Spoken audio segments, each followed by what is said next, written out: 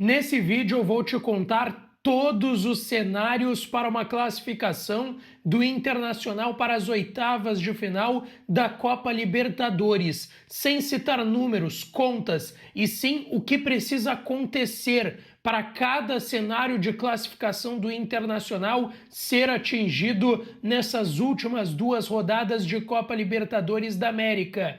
Tudo isso nesse conteúdo a partir de agora, mas antes, a nossa vinheta. É o Lucas agora, pô. Tá vendo?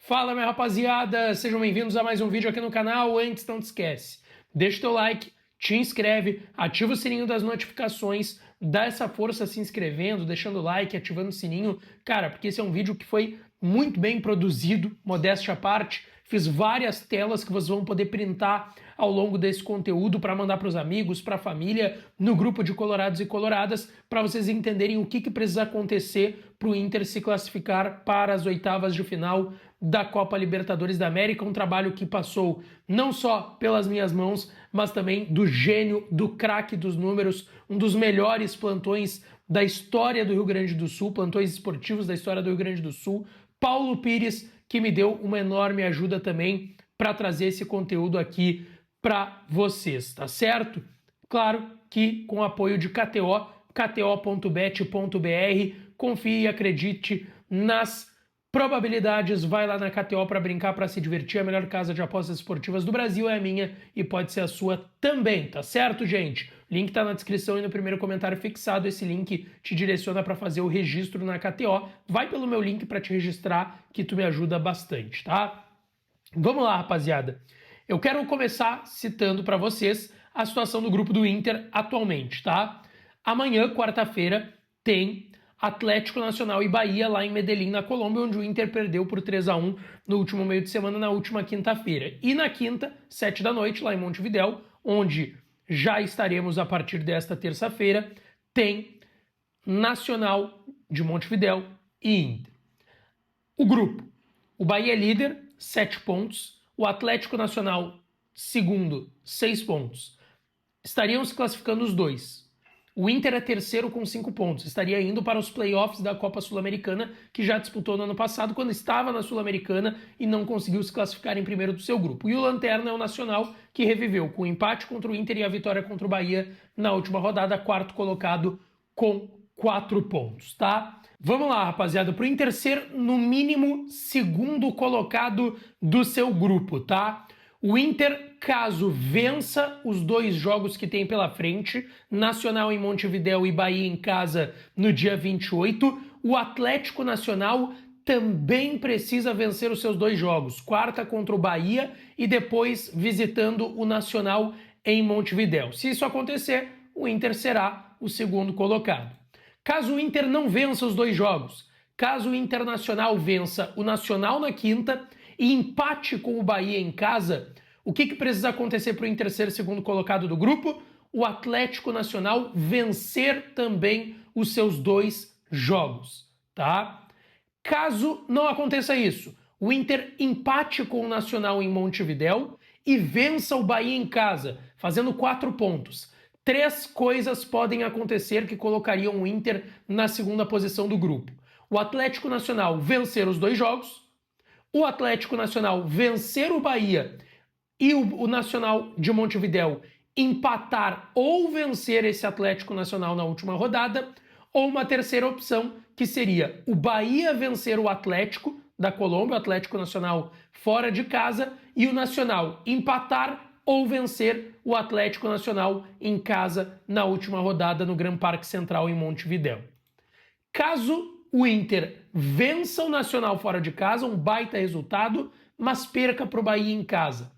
O Atlético Nacional não pode vencer 2, no máximo 1, e o Bahia tem que necessariamente vencer o Atlético Nacional na próxima rodada, na quarta-feira agora, e o Nacional não vencer o Atlético Nacional em casa.